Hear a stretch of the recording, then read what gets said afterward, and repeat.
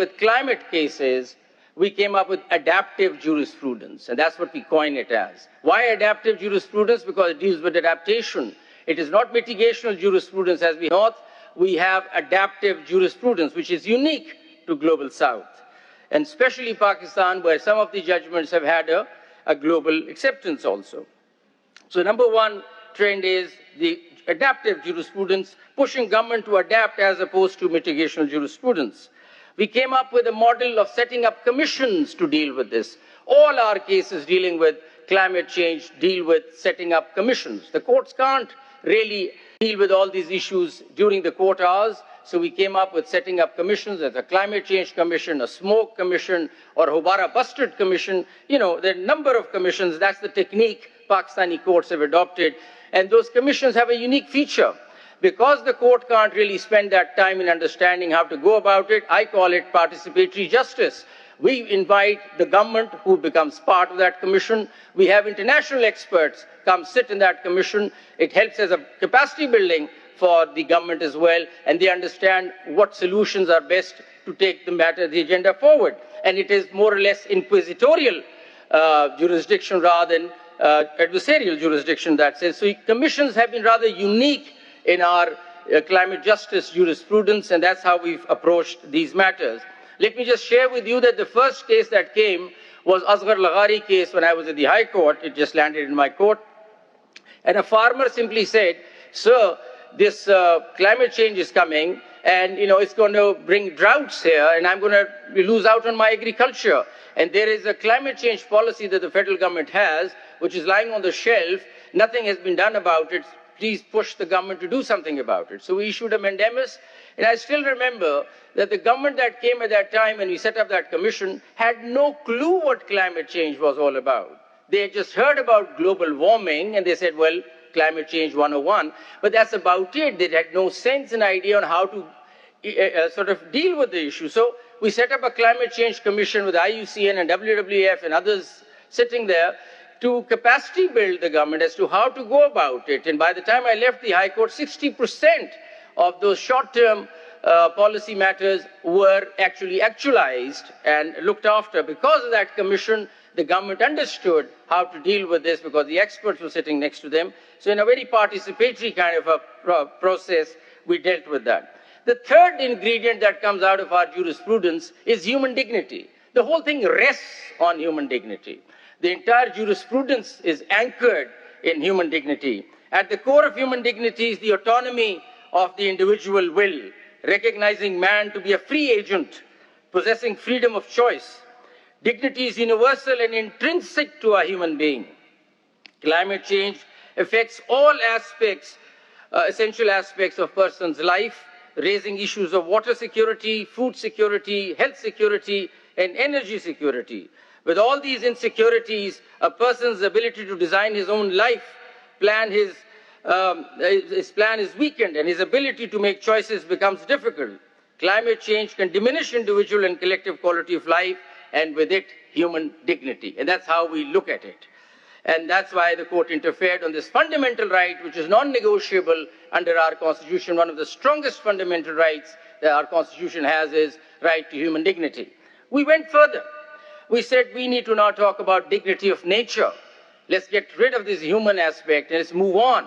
And we talked about dignity of nature because human dignity is therefore incomplete if it does not factor in dignity of nature. In upholding the dignity of nature, do we actually uphold human dignity? So that's the step forward that we went.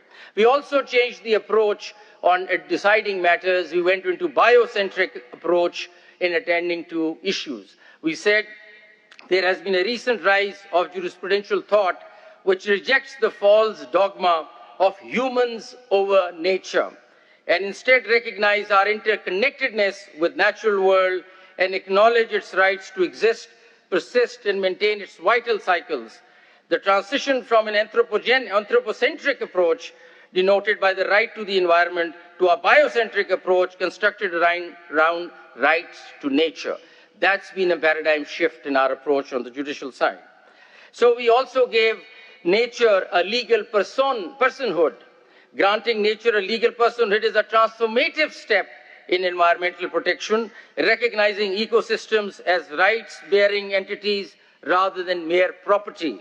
This legal status allows rivers, forests, and other natural entities to have a standing in court, enabling legal action against environmental harm. The key advantage is that it shifts the focus from human-centered exploitation to ecological preservation, ensuring that environmental interests are directly represented. So countries like Ecuador, New Zealand, and Bangladesh have already implemented this approach, leading to stronger conservation efforts and accountability. We've also introduced, and that's now very close to my heart also, Islamic environmentalism. In one of our recent decisions, we've gone back to the Holy Book, the Quran, and looked at that how, 90% of it really talks about environmental issues. And that wisdom we brought into the courtroom. And if you see the recent judgment, it talks about, for example, and I'll refer to it, the concept of Tawheed, unity of God. The Quranic concept of Tawheed underscores the idea that all things come from one creator. This perspective encourages holistic approach to the environment, viewing the earth and all its inhabitants as interconnected and interdependent. Stewardship, Khalifa. The Holy Quran emphasizes that humans are stewards, Khalifas on the earth. This concept promotes responsible management of the earth resources. And we also thought that we might connect with people. We've been coming up with environmental jurisprudence for years. But now with religion coming into it, so it's culturally so deepened, we could understand that we could relate to people when we were talking about these things. Talk about balance, mizan. The Holy Quran speaks about balance in creation and warns against upsetting this balance. Climate change, which is driven by human activities, is disrupting the earth's natural balance. Avoiding waste, says the Quran, israf. Islam discourages wastefulness. The current pattern of consumptions and the waste, especially in more developed countries, are contributing significantly to the greenhouse gas emissions and climate change. And finally, justice, adl. Climate change is also a matter of justice, as it disproportionately affects the poor and vulnerable people who often have contributed least to the problem. So this jurisprudence was brought into it also.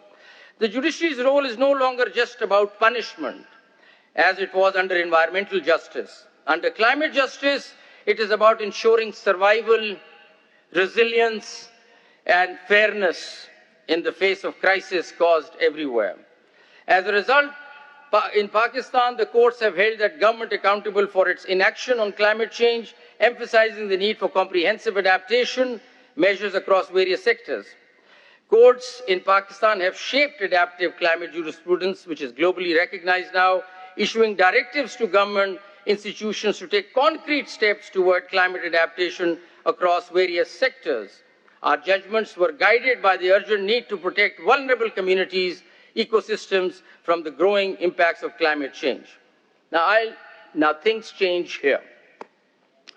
We've been giving directions for the last maybe 10 years now, thinking that our directions are being actualized and things are changing. But then the floods hit us in 22 and we realized that nothing much has happened on the ground. So this is a wake-up call for the judiciary where we turn course.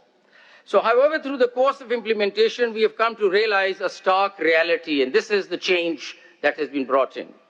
While government or public sector institutions may agree to act, they often lack the financial resources to do it effectively. Nobody from the government would come and say, we can't do it, sir, because you don't have the money. They will say, yes, sir, we'll do it. And we think, oh, we've just today conquered the world. We've passed this decision and everything is going to change on the ground. Now we've realized, no, it's not happening. There's a gap. Nothing is happening on the ground while we keep up with all these judgments and jurisprudence that we keep creating. So this gap between judicial mandates and financial capacity of the government has brought us to the critical realization. And that's where we stand today. A critical realization that climate finance is just not an economic issue. It lies at the very heart of climate justice. So climate justice to us today, that's how judiciary would feel, is climate finance.